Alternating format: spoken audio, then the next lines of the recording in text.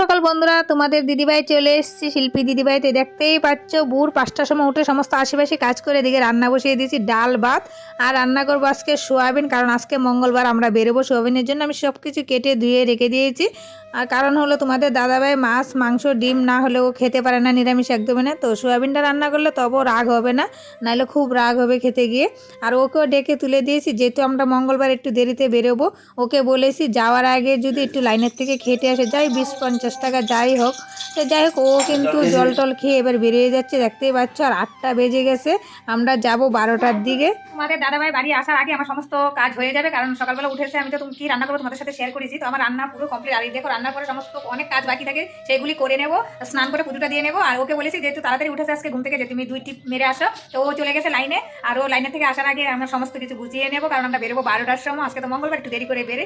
তো পরে আবার তোমাদের সাথে দেখা হচ্ছে, রাখছি, আমি কাজগুলি করে নিচ্ছি।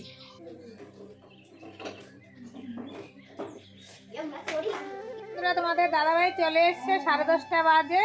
আর আমারও এদিকে সবকিছু কমপ্লিট। এই তোমাদের দাদাভাই গাড়িটা গুছালে আমাদের শুধু খাওয়া দাওয়াটা হবে। তো ভিডিওটা বেশি বড় করবে না, এখানে শেষ করবো। যদি ভালো লাগে অবশ্যই একটা লাইক করে কমেন্ট করে চ্যানেলটাকে সাবস্ক্রাইব করে আমার পাশে থাকো। তো আমি এদিকে কাজগুলো গুছাতে থাকি, তোমরা তাড়াতাড়ি চ্যানেলটাকে সাবস্ক্রাইব করতে থাকো। টাটা।